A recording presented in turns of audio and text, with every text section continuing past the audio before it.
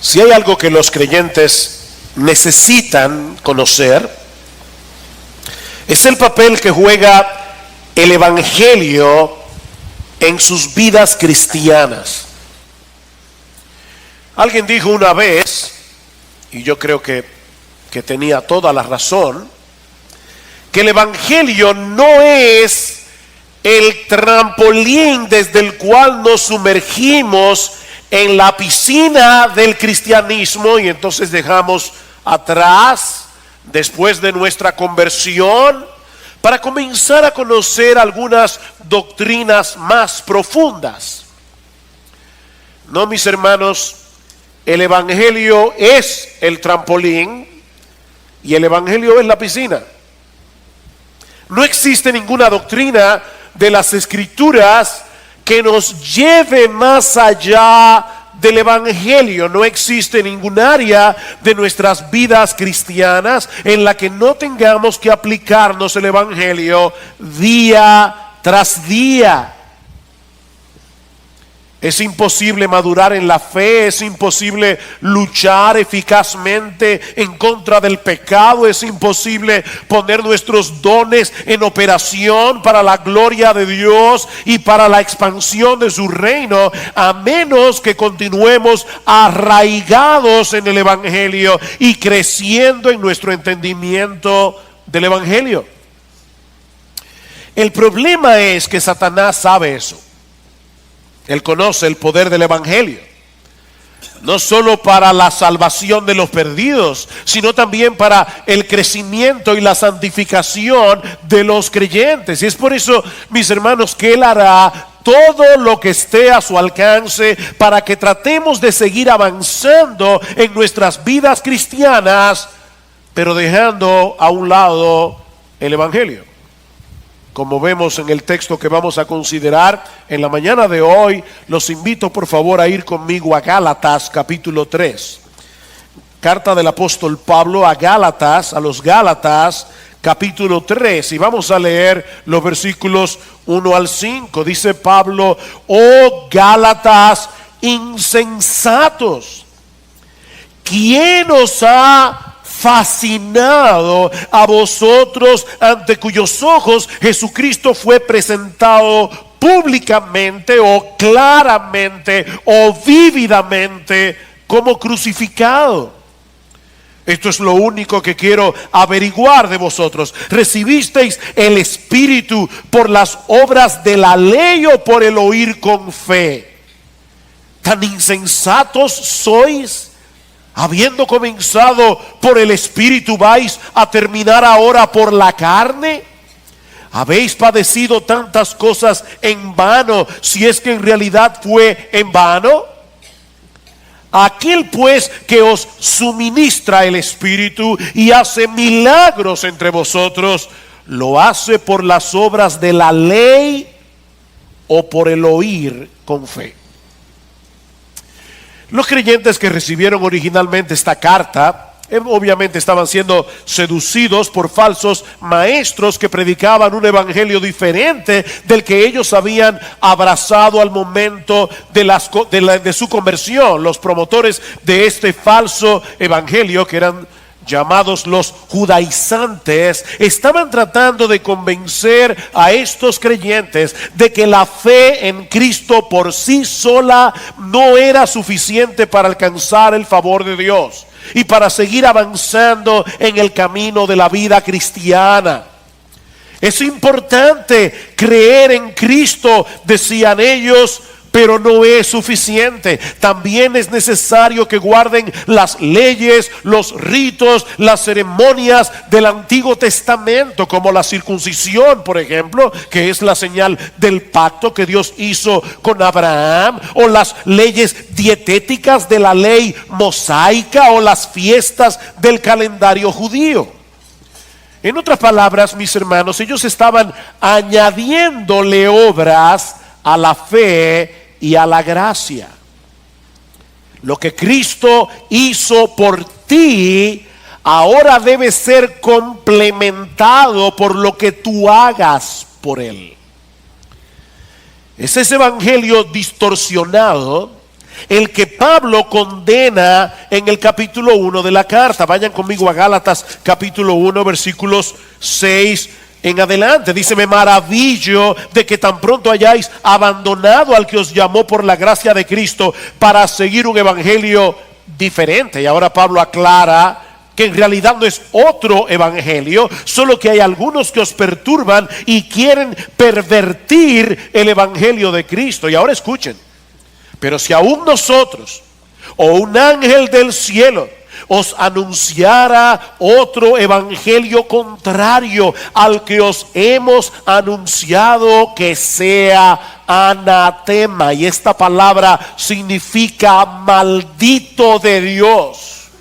Versículo 9: como hemos dicho antes, también repito ahora, si alguno os anuncia un evangelio contrario al que habéis recibido, que sea anatema. Abrazar ese evangelio, que a final de cuentas, dice Pablo, no es ningún evangelio, no es ninguna buena noticia, es colocarse a sí mismo bajo las palabras de condenación que Pablo está pronunciando aquí. Ahora bien, yo estoy seguro, espero, que ningún hermano de esta iglesia piense que deba circuncidarse o que debe guardar algunos ritos y ceremonias de la ley para ser salvos o para completar nuestra salvación en Cristo. Pero mis hermanos, ¿cuál es el papel que juegan nuestras obras en la santificación? ¿Qué de otras cosas como leer la Biblia, orar, venir a la iglesia, ofrendar, evangelizar o simplemente obedecer los mandamientos de Dios? ¿Cómo conjugamos la doctrina de la justificación por la fe sola, que es el corazón, la esencia del evangelio, es decir, que nosotros somos declarados justos en el tribunal de Dios únicamente por la obra de Cristo, por la obediencia perfecta de Cristo y su muerte en la cruz? ¿Cómo conjugamos esta doctrina de la justificación por la fe sola con la responsabilidad que tenemos los creyentes de ocuparnos en nuestra salvación con temor y temblor, como dice Pablo en Filipenses capítulo 2, versículos 12 al 13?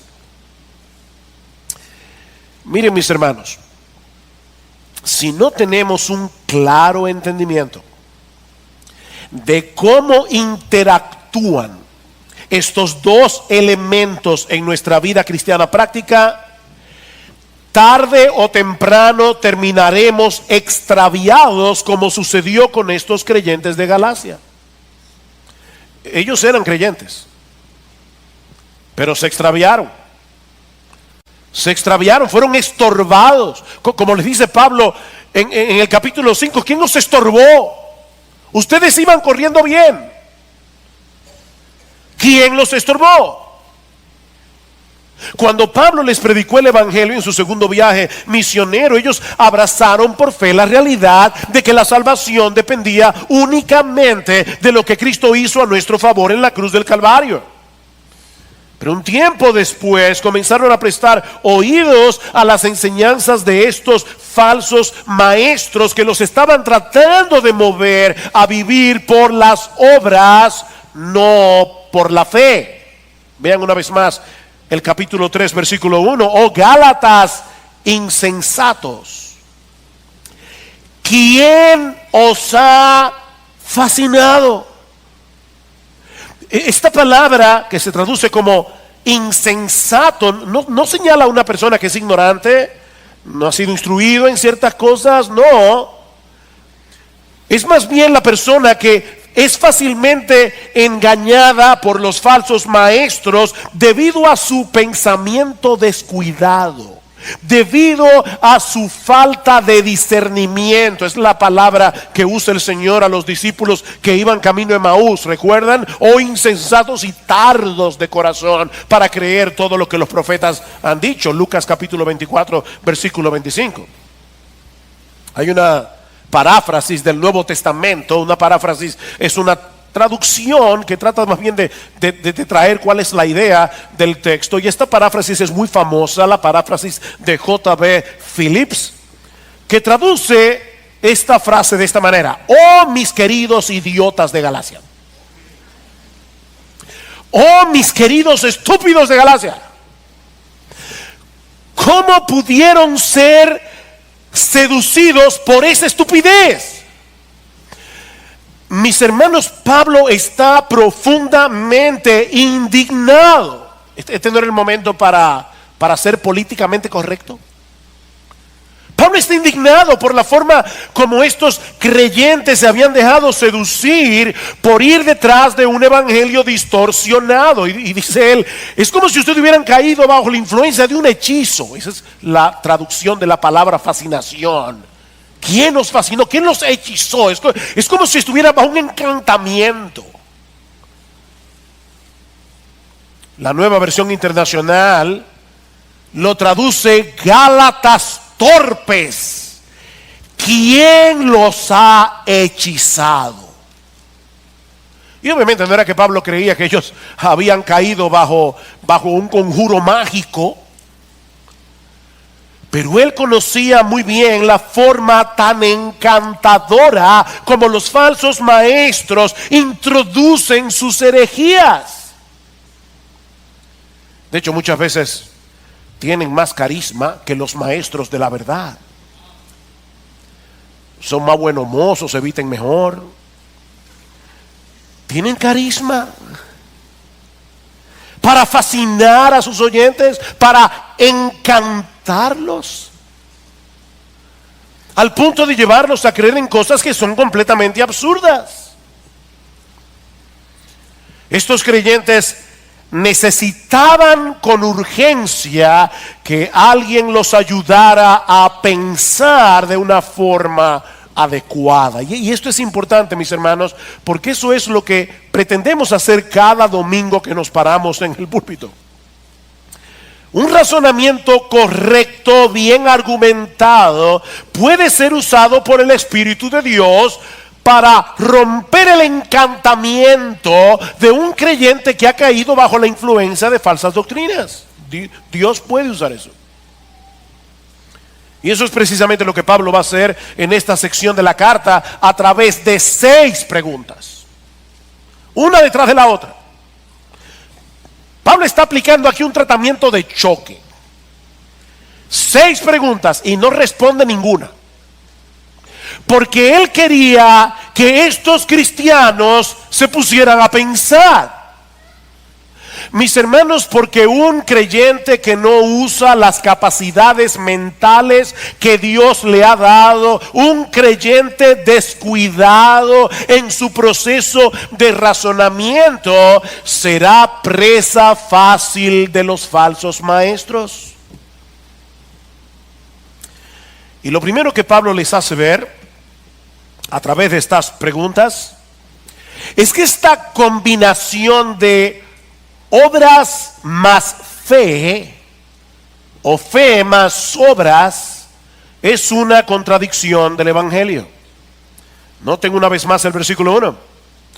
Oh Gálatas insensatos, oh mis queridos idiotas de Galacia, ¿quién os ha fascinado a vosotros ante cuyos ojos Jesucristo fue presentado públicamente como crucificado? Qué buena descripción de lo que es la predicación del evangelio. Dice Pablo, yo fui a vosotros y a través de mis palabras, no fue que Pablo fue con un crucifijo, ustedes vieron por los ojos de la fe al Cristo crucificado. Cristo fue presentado claramente delante de vosotros. Yo les expliqué en una forma bien clara, en una forma bien explícita, el significado de la muerte de Cristo en la cruz. Ellos pudieron ver con los ojos de la fe todo lo que Cristo tuvo que sufrir por causa de nuestros pecados. Ahora, mis hermanos, déjenme hacerles una pregunta de cristianismo 101, es decir, cristianismo básico. ¿Por qué Cristo tuvo que morir en una cruz? Él tuvo que morir en una cruz para salvarnos, por la sencilla razón de que nosotros no podíamos salvarnos a nosotros mismos. Eso es evidente. Cristo murió en la cruz porque nosotros no podíamos salvarnos a través de nuestras buenas obras. Mis hermanos, el mensaje del Evangelio aplasta completamente nuestro orgullo, porque nos hace ver que no existe la menor posibilidad de salvarnos a través de nuestra obediencia, a través de nuestro esfuerzo personal. Eso es imposible. De ahí la indignación de Pablo con estos creyentes de Galacia. ¿Cómo es posible que ustedes se hayan dejado arrastrar por ese evangelio distorsionado de salvación por obras? Si ustedes saben muy bien que Jesucristo tuvo que morir en esa cruz para salvarnos, porque no podíamos salvarnos a nosotros mismos.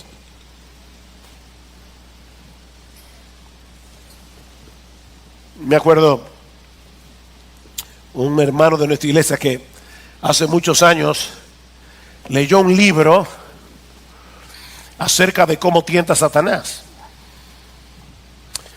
Y él dijo: wow, ya yo sé cómo es el asunto. Yo no vuelvo a dejar que me engañe.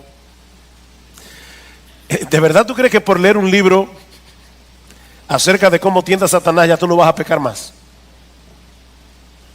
Mis hermanos, si hay algo que nosotros sabemos, es que nosotros no podemos obedecer a Dios perfectamente ni por 5 minutos, ni por 3 minutos, ni por 1 minuto. Que no podemos.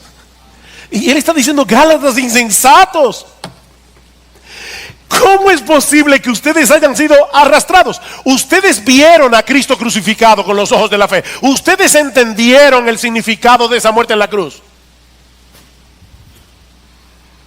¿Cómo es que se volvieron atrás? Mis hermanos, y no mis queridos idiotas de IBCJ, no. Mis amados hermanos de IBCJ, esa obra de salvación no necesita de ninguna añadidura de parte nuestra para hacerla más eficaz. ¿Saben por qué? Porque su muerte en la cruz fue más que suficiente para saldar por completo nuestra deuda con la justicia de Dios. No tenemos deudas.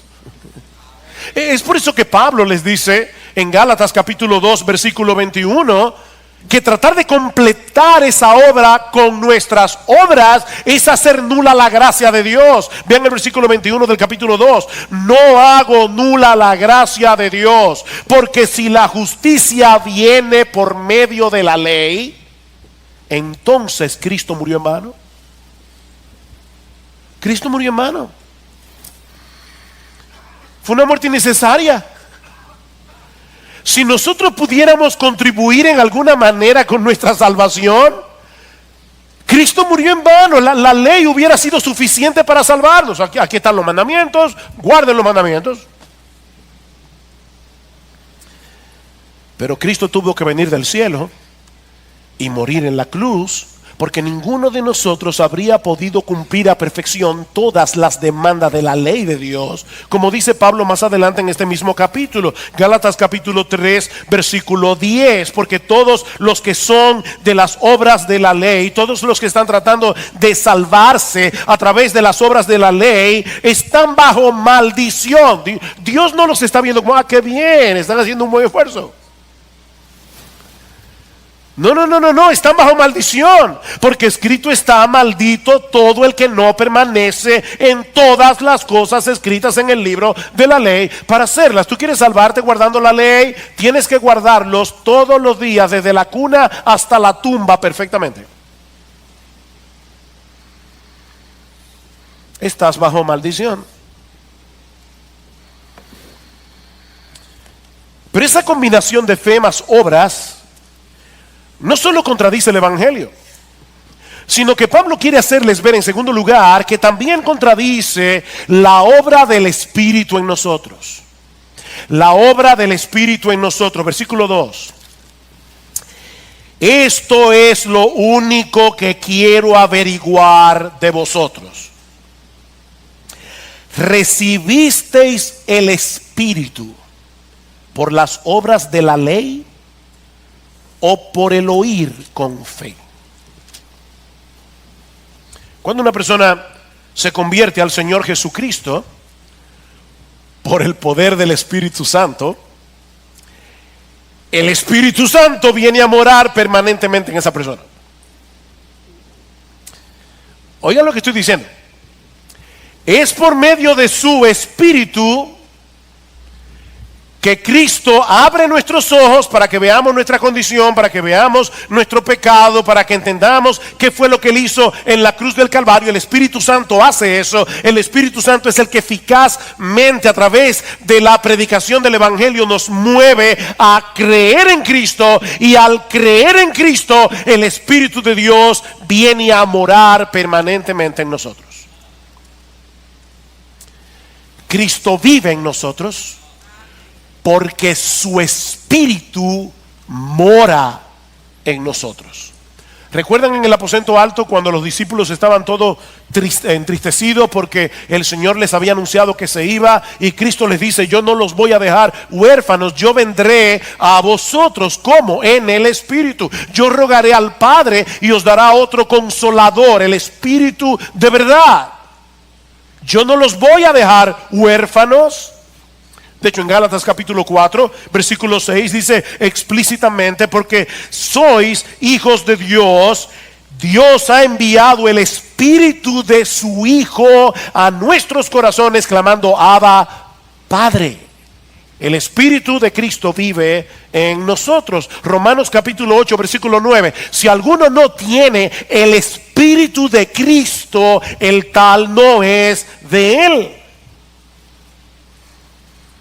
La pregunta es: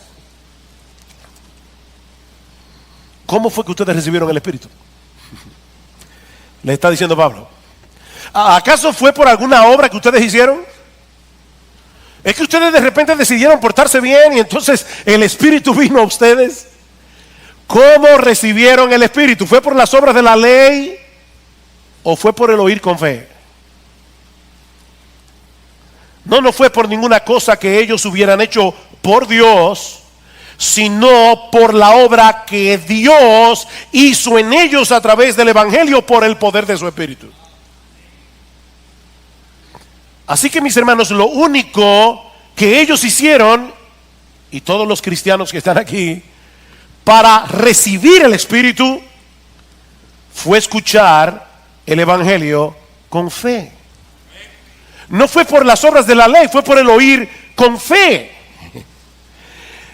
Pero ahora viene la parte más crucial de este pasaje. Hermanos, esta es la parte más crucial de este pasaje.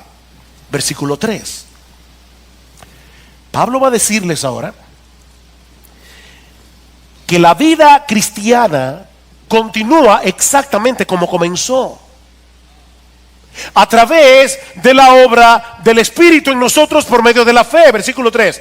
Tan insensatos sois, habiendo comenzado por el Espíritu, ¿vais a terminar ahora por la carne?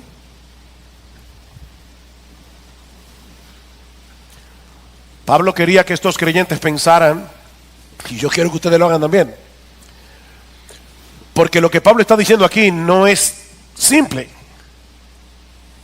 Esto requiere poner atención. Pablo está introduciendo aquí un nuevo contraste. ¿Se dieron cuenta? En el versículo 2 el contraste era entre las obras de la ley o el oír con fe. ¿Cuál es el contraste en el versículo 3? La carne o el espíritu. Las obras de la ley o el oír con fe. La carne o el espíritu. Ustedes son tan insensatos, les dice Pablo, que quieren terminar en la carne lo que comenzó por el espíritu. Esa es la pregunta. Y Pablo quiere hacerles ver que eso es absurdo.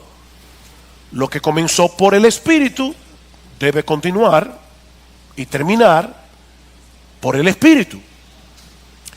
Pero aquí viene la pregunta del $1.000.000. ¿A qué se refiere Pablo al hablar de la carne en este pasaje? En contraste con el espíritu, porque algunas veces la palabra carne se usa en la Biblia para referirse a nuestro cuerpo físico, a este cuerpo de carne. Y vamos a ver que en Gálatas capítulo 2 versículo 20 Pablo usa la palabra carne en ese sentido. Pero otras veces la Biblia usa la palabra carne para referirse a nuestro viejo yo que se deleitaba en el pecado y que no quería someterse a Dios. Ese viejo yo se gloriaba en su independencia de Dios. Ese viejo yo se gloriaba en su propia autonomía. El problema es que esa condición carnal no siempre se manifiesta de la misma manera. Es decir, no todos los pecadores tratan de manifestar esa autonomía, esa independencia de Dios de la misma forma.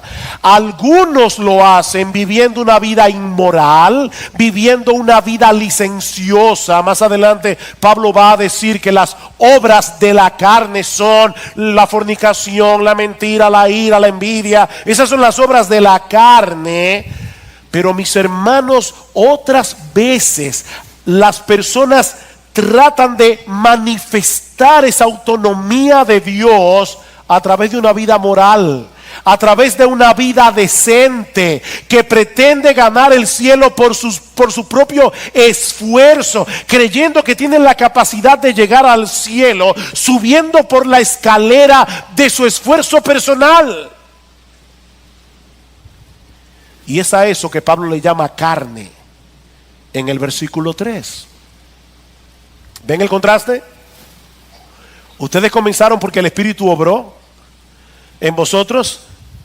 Ahora van a regresar a ese estilo de vida que ustedes tenían cuando querían vivir en independencia de Dios, en autonomía de Dios, haciendo las cosas en su propio esfuerzo, lo que comenzó en ustedes por el Espíritu, es decir, descansando enteramente en la obra de Cristo en la cruz, habiendo sido regenerados por el Espíritu Santo. Ahora pretenden completarlo a través de su propio esfuerzo por obedecer la ley de Dios. Vean el versículo 4.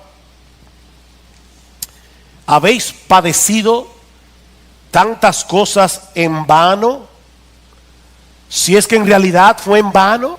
La palabra que se traduce como padecer aquí significa literalmente experimentar, y es el contexto el que debe ayudarnos a decidir si se trata de una experiencia negativa como el sufrimiento, la persecución, o si se trata de una experiencia positiva, que es lo que yo creo que Pablo está señalando aquí. Ustedes experimentaron, por el contexto, la bendición del nuevo nacimiento, experimentaron la bendición de haber nacido de nuevo en Cristo para salvación, experimentaron el haber recibido el Espíritu Santo, y todo eso únicamente por recibir por medio de la fe el mensaje del Evangelio. Y ahora Pablo pregunta: ¿es que acaso todo eso fue en vano? ¿Que ahora quieren sustituir la fe por las obras, el Espíritu por la carne? Mis hermanos, la vida cristiana debe continuar exactamente como comenzó. descansando por la fe en las grandes verdades del Evangelio. Versículo 5. Aquel pues que os suministra el Espíritu y hace milagros entre vosotros, ¿lo hace por las obras de la ley o por el oír con fe? Miren, yo creo que hay pocos pasajes en el Nuevo Testamento que sean tan importantes para la vida cristiana que el capítulo 3, versículo 5 de Gálatas. Pablo ha venido hablando de lo que ellos habían experimentado en el pasado, ¿se dieron cuenta? Pero ahora se refiere a lo que estaba sucediendo en medio de ellos en el presente. ¿Vieron el cambio del tiempo? ¿Cómo es que Dios nos suministra ahora? Una medida mayor del Espíritu de Dios, de modo que podamos seguir avanzando en nuestras vidas cristianas. ¿Cómo es que eso pasa? Es por esforzarnos lo más que podamos en obedecer a Dios, ¿o es por el oír con fe?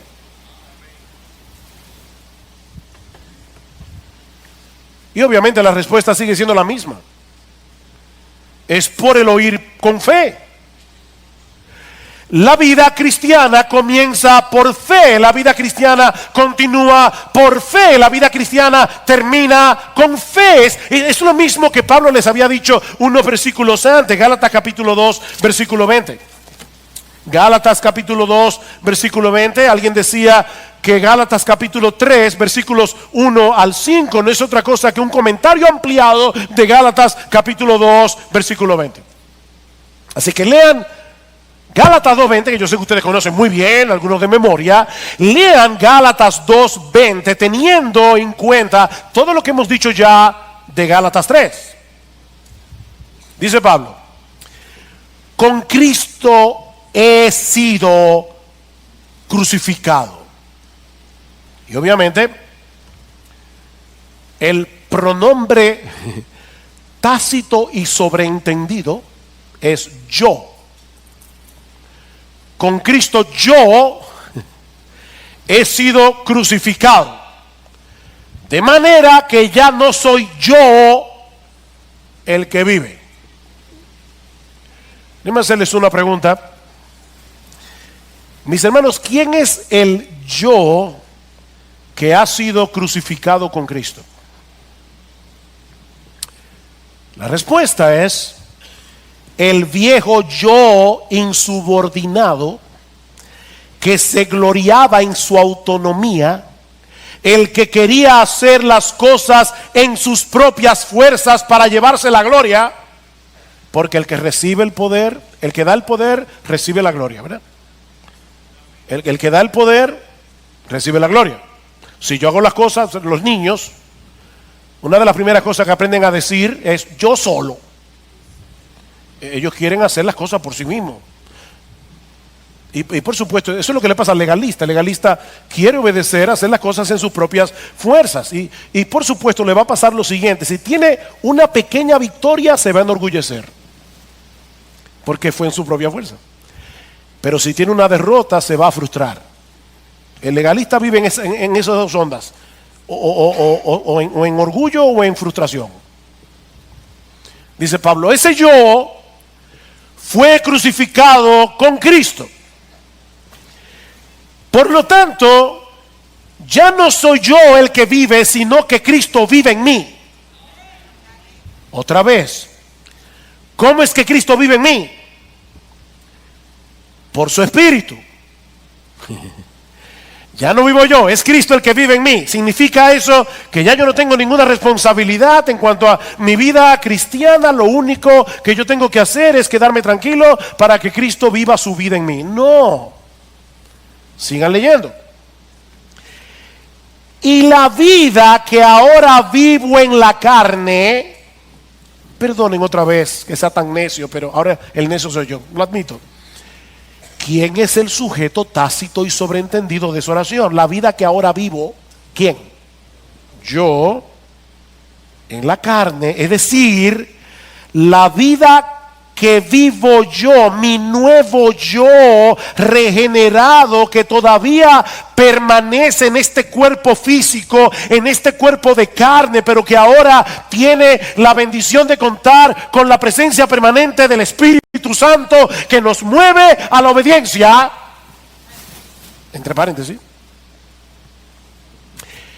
La vida que ahora vivo yo, mi nuevo yo, el regenerado, no el degenerado, sino el regenerado, la vivo por fe. Yo la vivo por fe en el Hijo de Dios, el cual me amó y se entregó a sí mismo por mí. ¿Cuál es la clave de mi nueva vida en Cristo? La fe en el Hijo de Dios que me amó y se entregó a sí mismo por mí. Mis hermanos, lo que Pablo está diciendo aquí es lo siguiente: soy yo el que tiene la responsabilidad de vivir la vida cristiana. Así como nadie se arrepintió por mí, ni creyó por mí cuando yo vine a Cristo en arrepentimiento y fe, nadie puede obedecer por mí, nadie puede leer la Biblia por mí, ni orar por mí, ni venir a la iglesia por mí, ni luchar contra el pecado por mí. Nadie puede hacer eso. Eso lo tenemos que hacer tú y yo. Pero ahora hay dos elementos en el creyente que cambian por completo la naturaleza de nuestra obediencia a Dios. La primera es que ahora no hago ninguna de esas cosas para ganarme el favor de Dios, sino con la tranquilidad de que ya tengo por completo su favor únicamente por causa de la obra de Cristo en la cruz del Calvario. Esa es la gran diferencia entre el legalista y el cristiano. El legalista obedece para ser aceptado por Dios, mientras que el creyente obedece con la gratitud y el gozo de saber que ya fue aceptado. Hay una diferencia.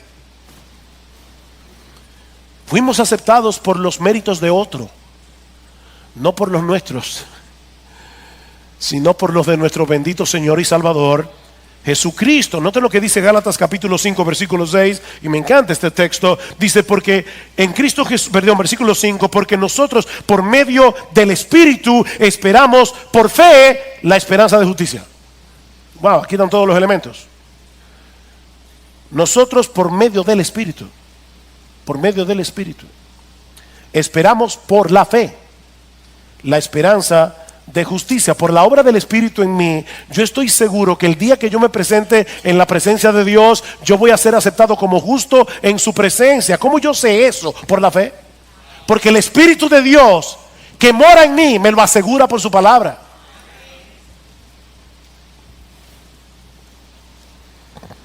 El otro elemento que cambia por completo la naturaleza de nuestra obediencia es que ya no dependemos de nuestras propias fuerzas y de nuestros propios recursos para vivir la vida cristiana, sino que lo hacemos en el poder del Cristo resucitado que vive en mí por su Espíritu.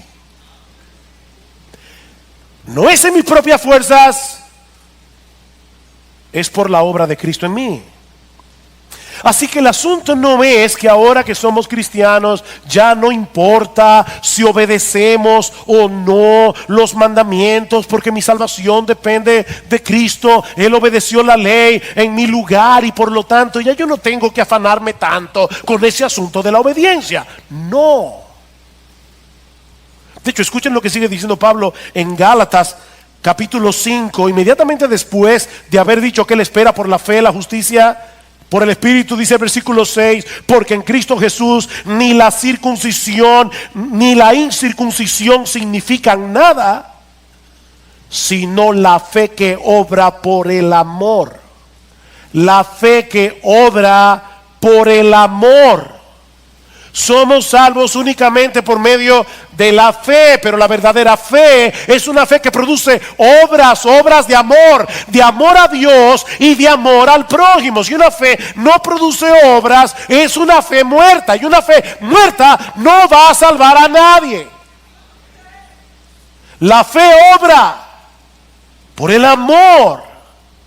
Versículo 13, porque vosotros, 5:13, porque vosotros, hermanos, a libertad fuisteis llamados, solo que no uséis la libertad como pretexto para la carne, sino servíos por amor los unos a los otros, porque toda la ley en una palabra se cumple en el precepto: amarás a tu prójimo como a ti mismo.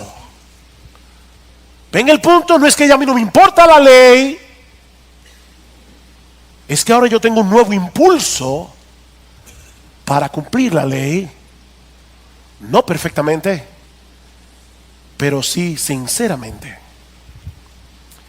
Esa obediencia es el fruto de la presencia del Espíritu en nuestra vida. Versículo 16, digo pues, andad por el Espíritu, andad en dependencia del Espíritu, andad descansando en los recursos que da el Espíritu, en la presencia del Espíritu en su vida. ¿Y saben qué pasará? No cumpliréis el deseo de la carne. Yo sé que la Reina Valera del 60 lo dice como un mandamiento: y no satisfagáis los deseos de la carne. El problema es que la palabra aquí se puede traducir de las dos maneras, y es el contexto el que debe decidir.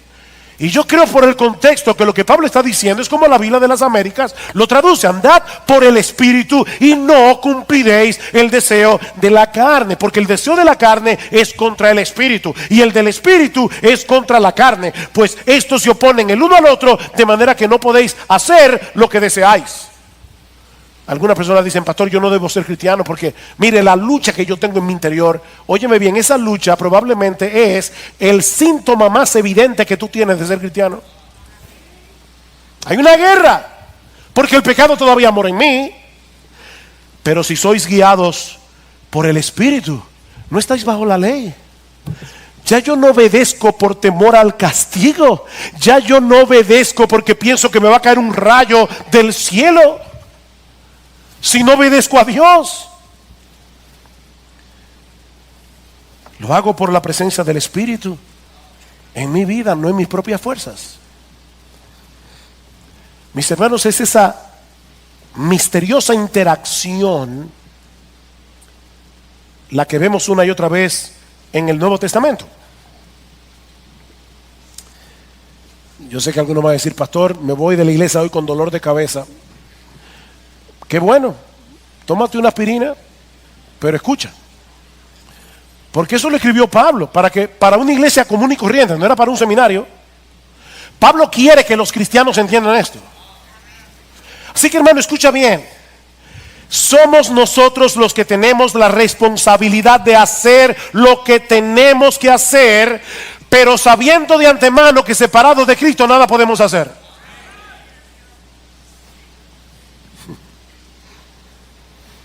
¿Tú oíste eso? Somos nosotros los que tenemos que hacer lo que tenemos que hacer, pero sabiendo de antemano que separados de Cristo nada podemos hacer. Tenemos que vivir en dependencia del Espíritu que vive en mí y que obra en mí. Oigan estos textos rápidamente. Colosenses 1:29. Y con este fin también trabajo, dice Pablo, esforzándome, yo trabajo, esforzándome según su poder que obra poderosamente en mí. Yo trabajo, yo me esfuerzo, amparado en ese poder. Colosenses 2:6-7. Por tanto, de la manera que recibisteis a Cristo Jesús el Señor, por la fe, ¿verdad? Andad así en Él. Debe continuar como comenzó. Tú lo recibiste por la fe, a Cristo. Sigue así. Filipenses 2. 12 al 13. Así que, amados míos, tal como siempre habéis obedecido, no solo en mi presencia, sino ahora mucho más en mi ausencia, ocupaos en vuestra salvación con temor y temblor. ¿Quién es el que debe ocuparse en mi salvación con temor y temblor? Yo. Porque Dios es quien obra tanto el querer como el hacer en nosotros por su buena voluntad. Ocúpate, porque Dios obra.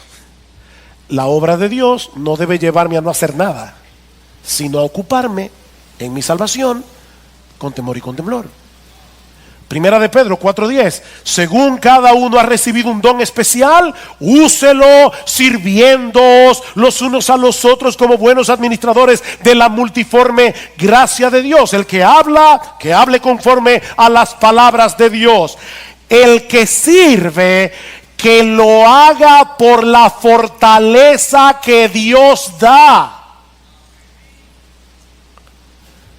¿Y saben para qué? Versículo 11. Para que en todo Dios sea glorificado mediante Jesucristo, a quien pertenecen la gloria y el dominio por los siglos de los siglos. Amén. ¿Qué decíamos antes?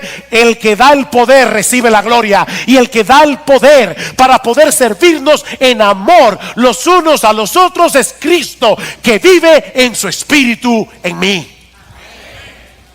Él se lleva la gloria. Mire, pastor, hasta aquí lo entiendo de forma teórica. Pero ¿cómo se hace eso? Y yo quiero ser lo más práctico que yo pueda en esta mañana. Yo no quiero que usted vaya de aquí diciendo, bueno, yo entendí la teoría, pero no sé cómo poner esto en la práctica. ¿Cómo es que yo puedo hacer lo que tengo que hacer, pero en dependencia del Espíritu? Aquí está la respuesta, y la voy a ampliar, no se preocupen. Confiando por la fe en el Evangelio de Cristo y amparándonos por fe en todas las promesas de Dios reveladas en las Escrituras y que han venido a ser nuestras por causa de Cristo. Oigan otra vez el versículo 5 de Gálatas 3, y por eso les decía que este texto es tan importante. Aquel pues que os suministra el Espíritu. Nosotros queremos ser llenos del Espíritu. Nosotros queremos tener más de la influencia del Espíritu, ¿no es así? Aquel pues que os suministra el Espíritu y que hace milagros entre vosotros, ¿lo hace por las obras de la ley o por el oír con fe? El oír con fe, ¿el qué? El Evangelio. Versículo 6. Así Abraham creyó a Dios y le fue contado como justicia. Por consiguiente, sabed que los que son de fe, estos son hijos de Abraham. Los que creyeron en ese Evangelio que Dios les reveló a Abraham y que él creyó por la fe. ¿Cómo es que Dios nos suministra el Espíritu? ¿Cómo es que Dios hace milagros entre nosotros? Por el oír con fe el Evangelio de Cristo, por ampararnos por fe en todas las promesas de Dios reveladas en las Escrituras y que han venido a ser nuestras por causa de Cristo. Segunda a los Corintios capítulo 1 versículo 20. Todas las promesas de Dios son en Él sí y en Él amén. Si tú no estás en Cristo, las promesas de Dios no son para ti. Pero si tú estás en Cristo, Él compró todas esas promesas con su sangre para ti. Déjenme poner un ejemplo práctico. No se preocupen que vamos a terminar, creo que a tiempo. No se afanen. Un ejemplo práctico. Vamos bien. Todos aquí seguramente han escuchado alguna vez la regla de oro, ¿verdad? Todo cuanto queráis que os hagan los hombres, así también haced vosotros con ellos, porque esta es la ley y los profetas. Obedecer ese mandamiento es cumplir toda la ley. Hazle al otro el bien que tú quieres que te hagan a ti. Ahora, mis hermanos, piensen en la implicación de ese mandamiento. Obedecer este mandamiento en nuestra propia fuerza no es difícil, es imposible. ¿No es así? De verdad, esto es imposible. Nos amamos demasiado a nosotros mismos como para poder hacer con los demás lo que nosotros queremos que los demás hagan con nosotros. Pero ahí está el mandamiento. No podemos borrarlo de la Biblia y tenemos que obedecerlo porque esa es la voluntad de Dios. Ok. Si tú conoces bien tu Biblia, probablemente te diste cuenta que yo salté 2 palabras del texto. Y 2 palabras que hacen toda la diferencia. Este texto comienza de esta forma. Por eso, todo cuanto queráis que os hagan los hombres, así también haced vosotros con ellos, porque esta es la ley y los profetas. Este mandamiento no funciona en un vacío. Es la conclusión de algo que Cristo viene diciendo. ¿Y qué es lo que Cristo venía diciendo? Pedid y se os dará. Buscad y hallaréis, llamad y se os abrirá, porque todo el que pide recibe, y el que busca halla, y el que llama se le abrirá. ¿Qué hombre hay entre vosotros que si su hijo le pide pan, le dará una piedra, o si le pide un pescado, le dará una serpiente? Pues si vosotros, siendo malos, sabéis dar buenas dádivas a vuestros hijos, ¿cuánto más vuestro Padre que está en los cielos dará buenas cosas a los que le pidan? Por eso, dedícate a cumplir la regla de oro. Mis hermanos, la razón por la que nosotros somos tan egoístas es porque pensamos en lo más profundo de nuestro corazón que si no nos ocupamos de nosotros mismos, nadie lo hará. Pero Cristo nos está liberando aquí. Cristo nos está dando una promesa en este texto de la cual podemos y debemos apropiarnos por la fe todos aquellos que estamos en Cristo. Tú tienes un Padre en los cielos que cuida de ti. Ampárate por la fe en esa promesa, porque esa promesa es tuya. Romanos 8:32 es la madre de todas las promesas. El que no escatimó ni a su propio Hijo, sino que lo entregó por todos nosotros, ¿cómo no nos dará juntamente con Él todas las cosas? ¿Tú crees en eso? Esa es una promesa del Evangelio que Cristo compró con sangre para ti. Dedícate a servir a los demás por amor. Y que nadie piense que eso significa que Dios nos va a dar todas las buenas cosas que yo quiero.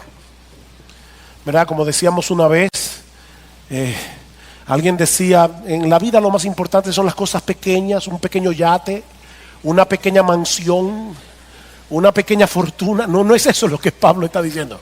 Porque más adelante dice que por causa de Cristo somos muertos cada día, somos perseguidos, tenemos espada, pero aún a pesar de todas esas persecuciones, Dios nos va a dar todo lo que necesitamos para vivir una vida bienaventurada que le glorifique a Él y que sea de bendición para otros.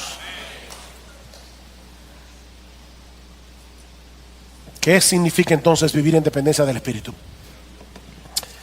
Ok, déjenme responder esta pregunta con un acróstico para terminar. Un acróstico que aprendí hace un tiempo atrás y que ha sido muy útil para mí, tanto para mi vida cristiana como para mi ministerio. Cada vez que voy a predicar, yo recuerdo este acróstico. Adaptado al español es ROCA, con doble A. ROCA. Reconoce, ora, confía, actúa y agradece. Y por si acaso, estos no son los 5 pasos para una vida exitosa y feliz. No, esto es un hábito de vida que tú debes desarrollar, que vas a internalizar y que te va a ayudar de una manera casi natural. Va a ser como una nueva naturaleza en ti, a depender del Espíritu y entender que sí, paso 1, reconoce, paso 2, no. Internaliza esto. ROCA. En primer lugar, reconoce. Mi hermano, reconoce que en ti mismo eres un cero a la izquierda. Reconoce que no tienes capacidad alguna para vivir tu vida cristiana. Una y otra vez trae a tu mente la figura que usa Jesús en Juan capítulo 15. Permaneced en mí y yo en vosotros, como el pámpano no puede llevar fruto por sí mismo si no permanece en mí, así tampoco vosotros si no permanecéis en mí. Yo soy la vid, vosotros los pámpanos. El que permanece en mí y yo en él, este lleva mucho fruto en la permanencia, porque separados de mí nada podéis hacer. Es por eso que se llama el fruto del Espíritu. ¿Se dieron cuenta de la diferencia en Gálatas? Las obras de la carne, el fruto del Espíritu, que se produce cuando tú dependes de Jesús. Así que en primer lugar, reconoce, mi hermano, reconoce. Miren, créanme, cada vez que yo voy a pararme a predicar, voy a revelar algo muy íntimo de mi corazón, pero cada vez que yo voy a pararme a predicar, yo recuerdo, Señor, yo sé que no importa cómo yo predique, no importa cómo yo presente el mensaje, si tu Espíritu Santo no hace algo, los muertos no van a vivir y los cristianos de esta iglesia no van a ser edificados. Eso solamente puede hacerlo el Espíritu Santo. No hay un hombre que tenga esa capacidad. Reconoce eso. En segundo lugar, ora, mi hermano, clámale a Dios conforme a lo que Él ha prometido en su palabra, que te conceda la gracia que tú necesitas para vivir para Él, para poder obedecerle, para poder amar a otros con un amor incondicional. Ora. Escucha cómo Pablo oraba por los creyentes de Colosa. Y apropiate de esa oración para orar por ti y para orar por otros. Por esta razón también nosotros, desde el día que lo oímos, no hemos cesado de orar por vosotros y de rogar que seáis llenos del conocimiento de su voluntad, en toda sabiduría y comprensión espiritual, para que andéis como es digno del Señor, agradándole en todo, dando fruto en toda buena obra y creciendo en el conocimiento de Dios, fortalecido con todo poder según la potencia de su gloria.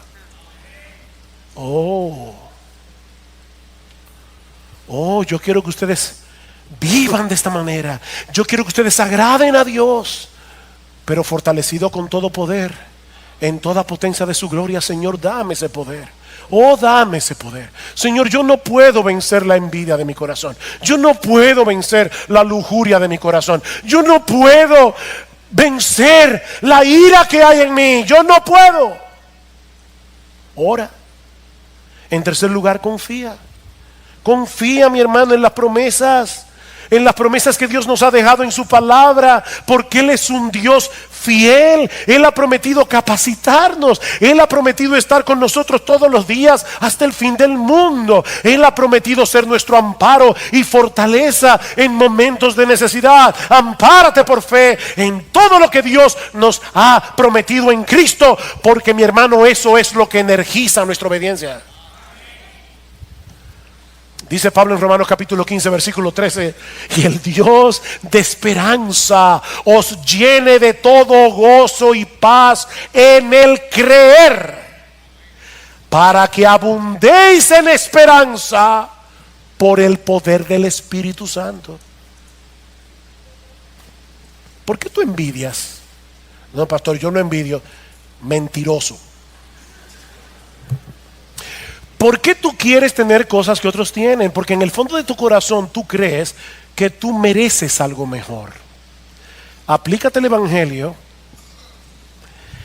y van a pasar dos cosas. Te vas a dar cuenta, en primer lugar, que lo que tú mereces es el infierno, y en segundo lugar, que tú tienes infinitamente más de lo que mereces. Tú tienes el perdón de los pecados, tú tienes el don de la vida eterna, tú tienes a Jesucristo, tú tienes un Padre en los cielos, tú tienes el Espíritu Santo.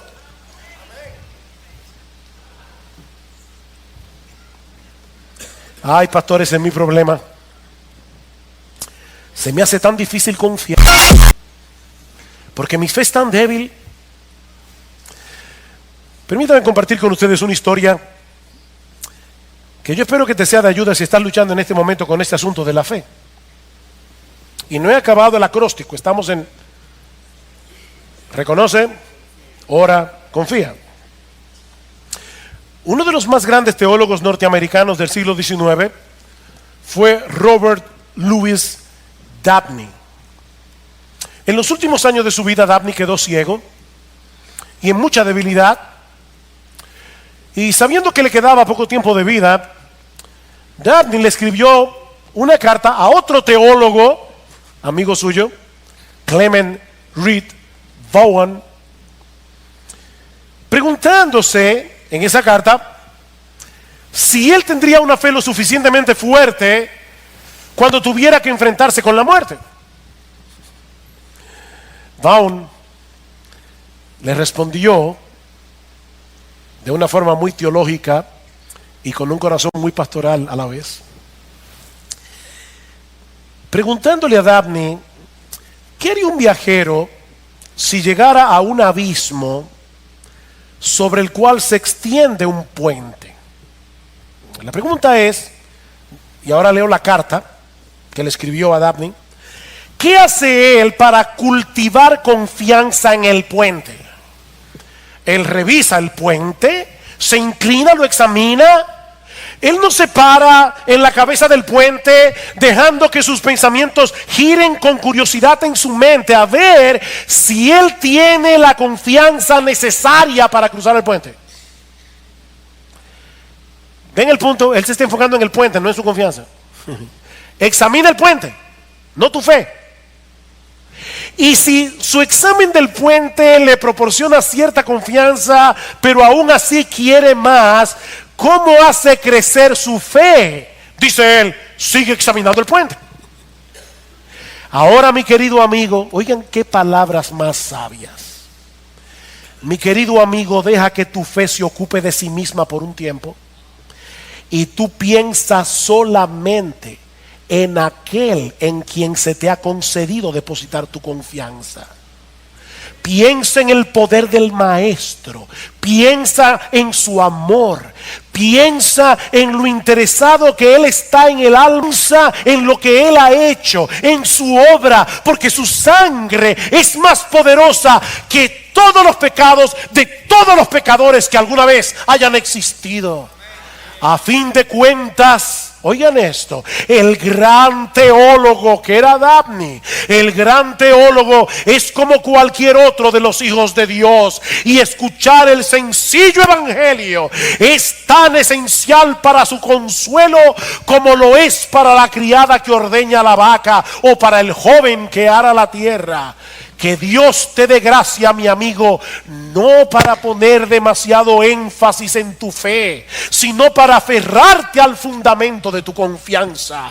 Cristo, su obra y toda su aptitud personal para ser el refugio de un pecador.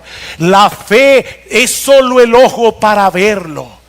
He estado orando para que Dios calme tu dolor mientras avanzas y te permita ver el gozo del evangelio en cada paso. Adiós, Dios esté contigo conforme a su voluntad, y piensa en el puente.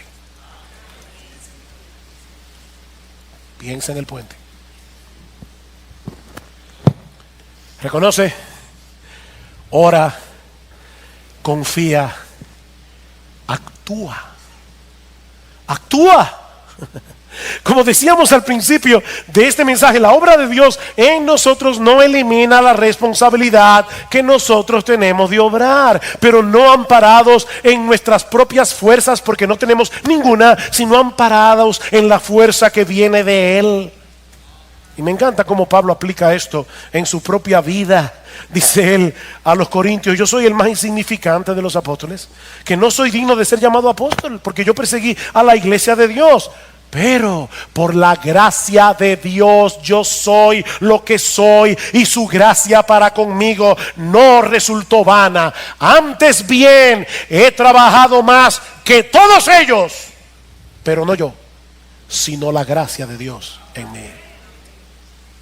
Actúa. Y finalmente, agradece. Agradece. Dale gracias al Señor por cada victoria, por más pequeña que sea, en el pecado. Por cada paso en el camino de la obediencia, por pequeño que sea. Por cada servicio de amor. Sí, yo sé que uno sirve y se pregunta, ¿habrá sido con una buena motivación?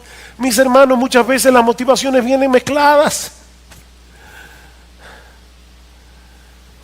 Pero sirve en amor. No te quedes paralizado por el problema de las motivaciones. Sirve en amor orando. Y da gracias después que lo hagas. Porque al hacerlo, te recordarás constantemente a ti mismo de que no fue en tus propias fuerzas que lo hiciste, sino por la obra de su Espíritu en ti. Eso es vivir en dependencia del Espíritu.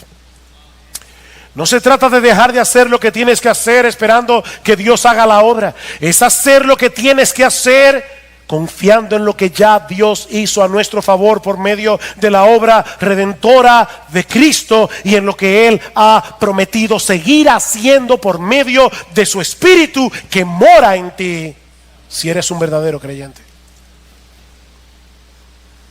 La vida cristiana es una vida de fe, de principio a fin, pero no de una fe que descanse en la fe. No es una fe que descanse en la fe. Es una fe que descansa enteramente en Cristo y en lo que Él hizo a nuestro favor en la cruz.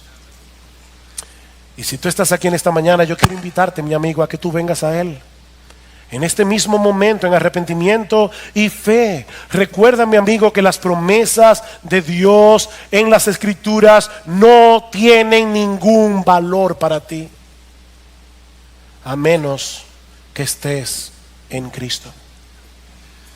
Es en Él que todas las promesas del Padre son sí y amén. No sigas intentando hacer en tus propias fuerzas lo que solo se puede hacer en el poder del Espíritu Santo. Humíllate ante el trono de Dios. Clama por misericordia. Confía únicamente en la obra que Cristo hizo en la cruz para salvar a pecadores. Y yo te aseguro, con la autoridad de la palabra de Dios, que la misericordia y el perdón te serán otorgados en esta misma hora, solo por gracia, solo por Cristo, solo por medio de la fe. Termino con estas palabras de bendición para todos aquí.